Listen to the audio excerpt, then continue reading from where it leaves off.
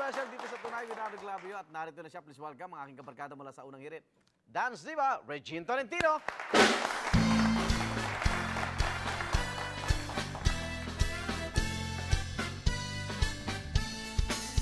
Good evening, Regs. Hi!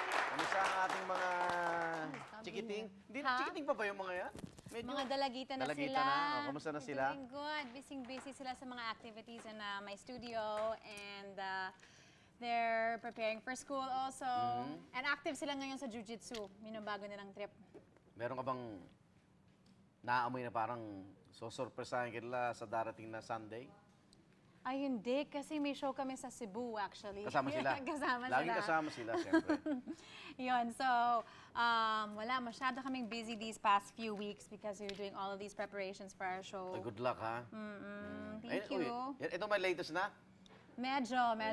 Okay na. Okay. At maraming nanay ang napapabilib sa'yo. Paano mo daw minemaintain yung iyong sexy figure? Wow. May sikreto ba?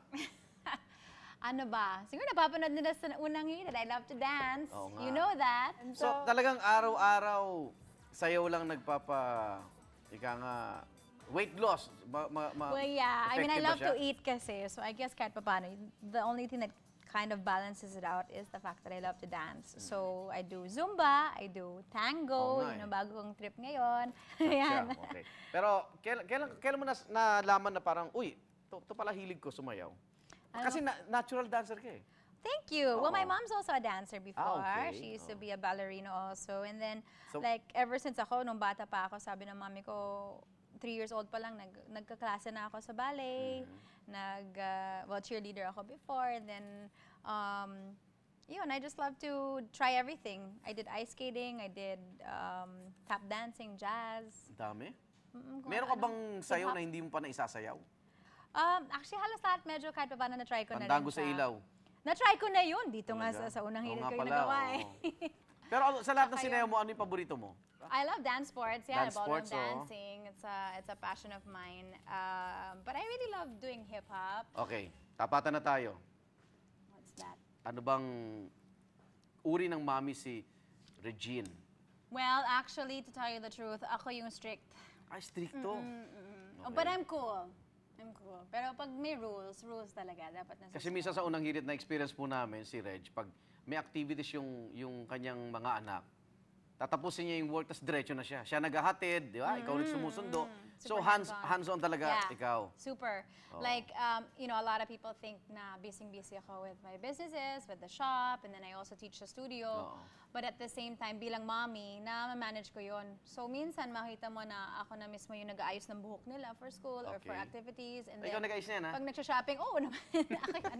Okay. You go Teka, shopping, watch movies, and hang out. kung So, stricto cool ka, ano si Lander? siya yung So, parang- malambing, siya yung Ah. sobrang, yun, di ba, chef na rin siya ngayon eh. So siya yung talaga? Okay. pinagluluto niya lagi, siya yung nagtututor sa kanila pag may time din siya. And siya yung laging, mahilig siya mag-hug and very malambing yung girls sa kanya. Nung bago kayo magkaroon ng anak, nakita mo bang magiging ganitong klase rin ikaw na magulang? Ano bang hiningin ba yung payo ni Mami? Ha? Of course, my Oo. mom is a wonderful mom. So Ni Mami Regina? Oo. yeah, she's so cool, and so I try to emulate her in my motherhood, diba, to the kids, and you know, I always remember to be their best friend also para syempre kami yung unang tatakbuhan, and the trust is always there, and yeah, I mean, Anong pinakamagandang payo niyang binigay sa'yo? she always uses the word selfless love. Selfless love. Kasi Okay. she's one of those kind of moms. And so parang ako din eh, one of those drop everything basta kailangan mo ako, nandyan ako. And I always knew actually I have like this maternal instinct ever since bata pa ako. It was always my dream to really be a Na maging mom. mother, oo. And So marami well, kang manika, no? Mga ay, baby, oo, marami akong baby doll. bahay-bahayan ako, batang-bata pa ako. Mahilig ako sa tea set, mahilig ako maglaba, magplansya-plansya, and then may baby akong laging bit-bit na sinasayaw.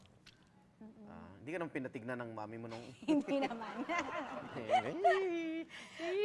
mga sintomas, Oo, wala kang tama. ganun. Okay.